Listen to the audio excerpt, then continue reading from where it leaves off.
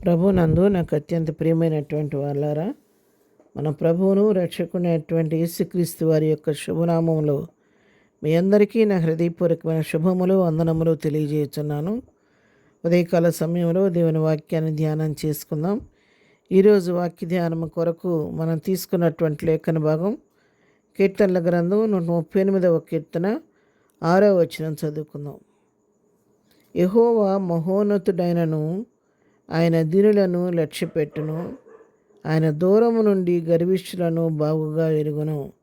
ఆమేన్. మన దేవుడు ఆయన మహోన్నతుడైనప్పటికీ, మహోన్నతమైన స్థలములలో నివసించువాడైనప్పటికీ కూడా ఆయన దీనులను లక్ష్యపెట్టే దేవుడై ఉన్నాడు. అంతేకాదు, దూరం నుండి గర్విష్ఠులను ఆయన ఎప్పుడు గమనిస్తూ ఉంటాడంట. గర్విష్ఠులకి ఆయన దూరంగా ఉంటాడు, దీనులకు ఆయన సమీపంగా ఉంటాడు. దీనుల ఎడల ఆయన ప్రత్యేకమైన ప్రేమ శ్రద్ధ కలిగి ఉంటాడు. అందుకే కీర్తనల గ్రంథం 147వ కీర్తన 6వ వచనం మనం చదివితే, యెహోవా దీనులను లేవనెత్తువాడు, భక్తిహీనులను ఆయన నేలను కూల్చును.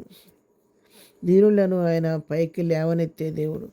వారు ఉన్న స్థితి నుంచి, కృంగిని స్థితి నుంచి, వారు ఉన్నటువంటి దయనీయమైన పరిస్థితి నుంచి ఆయన దీనులను పైకి లేవనెత్తే దేవుడై ఉన్నాడు. ఎందుకంటే ఆయన దేవాది దేవుడై ఉండి అత్యున్నతమైన స్థలమందు సింహాసనమందు ఆసీనుడై ఉన్నప్పటికీ, ఆయన మహోన్నతుడిగా మహాగణుడిగా ఉన్నప్పుడు కూడా ఆయన ఎప్పుడు కూడా దీనుల యేడల లక్ష్యము కలిగి ఉన్నాడు. అందుకే యెషయా గ్రంథంలో ఈ మాటలు రాయబడ్డాయి. యెషయా గ్రంథం 57వ అధ్యాయం 15వ వచనం చదువుతున్నాను.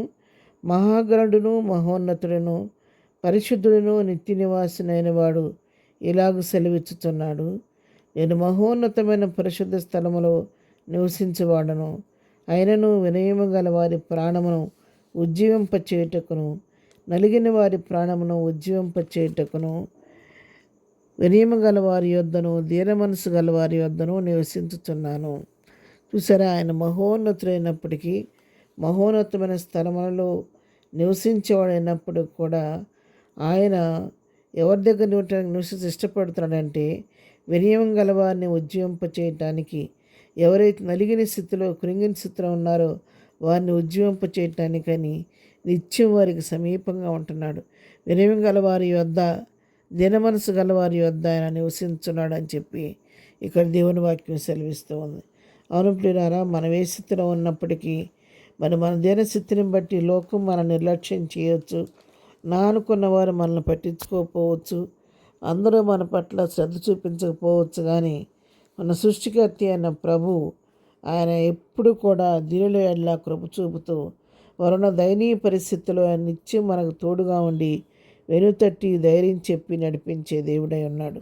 అందుకే పేతురు భక్తుడు ఇలాగ చెప్తున్నాడు. 1 పేతురు పత్రిక 5వ అధ్యాయం 5వ వచనం చదువుతున్నాను. చిన్నలారా, మీరు పెద్దలకు లోబడి ఉండడి, మీరందరూ ఎదుటివాని ఎడల దీన మనస్సు అనే వస్త్రము ధరించుకొని మిమ్మల్ని అలంకరించుకొనండి. దేవుడు అహంకారులను ఎదిరించి దీనులకు కృప అనుగ్రహించును. ఎప్పుడైతే మనం దీన మనసున వస్త్రం ధరించుకొని మరియు దీనులమై ఎదుటివారి ఎడల మనం దీనం కలిగి ఉంటాము. దీన మనస్సు అనేది ఒక అలంకారం అంట, అలంకరించుకోమంటున్నాడు. దీన మనసుతో అలంకరించుకుంటప్పుడు దేవుడు అహంకారులను ఎదిరించి దీనులకు కృపను గురిస్తా అని చెబుతున్నాడు. కాబట్టి మన జీవితాల్లో మనము కూడా దీనులమై మన ప్రతి సమస్య కొరకు, మన ప్రతి పరిస్థితి కొరకు మనుషుల వైపు, లోకం వైపు చూడకుండా దీనులమై ప్రభు పాదాల దగ్గర కూర్చొని సమస్యను చేయటకు శక్తి కలిగినటువంటి దేవుని వైపు మనం చూస్తే ఆయన తప్పకుండా నీ పట్ల, నా పట్ల కార్యం చేసి మన సమస్యలు పరిష్కరించి మన నోటి నిండా నవ్వు కలుగు చేసే దేవుడై ఉన్నాడు. కాబట్టి అలాంటి దేవుని వైపు చూస్తూ విశ్వాసంలో ముందుకు సాగిపోదాం. ప్రార్థన. ప్రేమగలిగిన తండ్రి, పరిశుద్ధులైన మా ప్రియ ప్రభువా, మీ పరిశుద్ధ పాదములకు వందనాలు చెల్లిస్తున్నా. ఉదయకాల సమయంలో వాక్యాన్ని బిడ్డలను దీవించండి, ఆశీర్వదించండి. వారి జీవితాల్లో కావలసిన ఆశీర్వాదం దీవెన దయచండి. ఎవరైతే దీనిలో నలిగిన హృదయం కలిగి, వినయం కలిగి నీ కృప కొరకు ఎదురు చూస్తున్నారు, అందరి పట్ల నీ కృప విస్తరింపచేసి నీ కార్యం నూతనపరచండి. ఇది నుంచి పని పాటలో తోడుగుండండి. వీళ్ళు తన రాకపోకల్లో మీరు తోడుగుండండి నాయన. ఇది బర్త్డే మ్యారేజ్ జరుపుకున్న బిడ్డలను దీవించండి, ఆశీర్వదించండి.